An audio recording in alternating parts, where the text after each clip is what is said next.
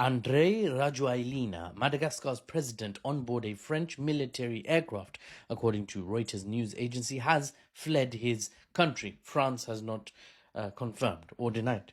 Now, reporting from what was described as a safe space, I'm not sure he was talking about gender neutral bathrooms, say another type of safe space, he's trying to cling to power in a country that he seems all but certain to have lost control over.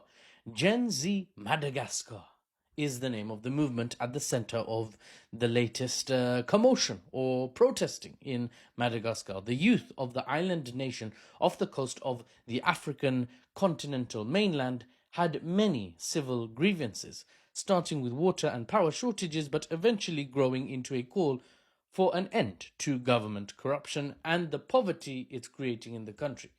Now, we've seen Gen Z protests rise up in many countries as of late, in several parts of the world, Asia being a particular center point, and Oceania. And in some places like Nepal and Bangladesh, Gen Z protests have actually led to entire government collapses, governments being unseated and replaced by something else, a caretaker in the case of Bangladesh. A chief advisor, that's the name of the prime minister currently in Bangladesh.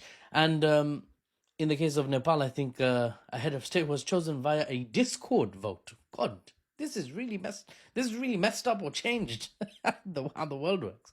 Now, the Gen Z movement in Madagascar is especially peak for the president, as the kids would say, I don't know, because he's camping out in some nation still under France's sphere of influence. He's hiding, essentially.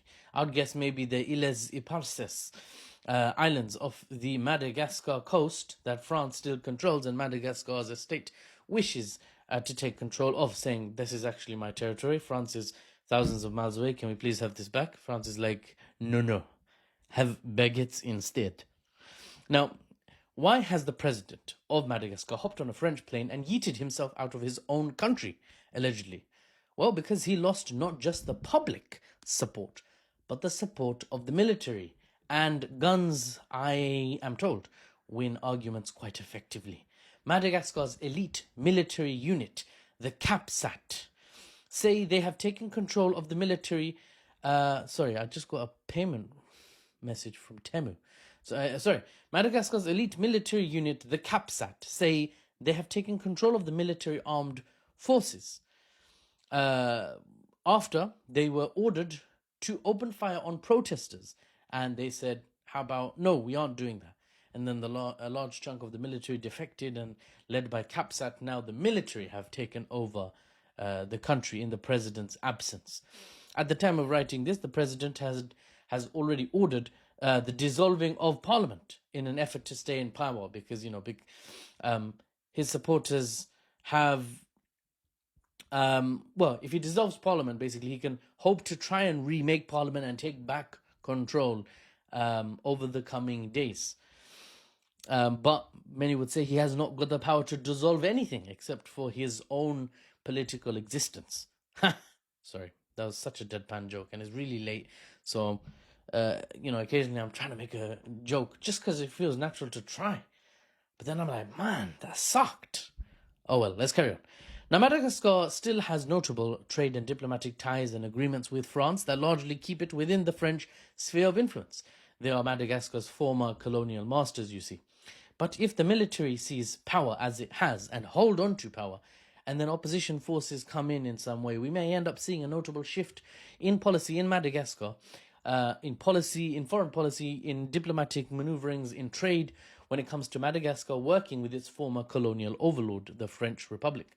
It would be yet another African country in a growing list of African countries that are throwing off the chains, not of just open, overt colonialism. Those chains were thrown off a few decades ago.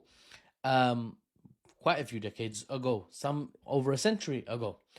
A decade is 10 years, by the way. A century is 100 years, in case you don't know. But now they're throwing off the covert colonial control by Europe. Covert meaning the hidden control that lies underneath. The alliance of Sahel states with Mali, Niger, and Burkina Faso come to mind, of course, when we're talking about chucking out the shackles of colonialism and trying to forge your own path. I've yet to make time to cover those guys, I believe it's West African states, in sufficient depth. I'll get to it though, hopefully. Pray for me. Because that's truly game-changing news that I really want to cover for Africa, the Alliance of Sahel States. We'll get there eventually. For now, Madagascar's youth, or Gen Z, demand change. The president has reached out for dialogue. Gen Z said, nah, bruh, step down. You're cooked, your policies are tapped, and we've snapped. And we want radical change. No cap. God. Did that sound like Gen Z, or did it just sound like an uncle trying really hard? For the unbiased news and analysis without the Western spin, I'm Mahfouz. You're my viewer, obviously. Not sure where I was going with that. I'll see you on the next one.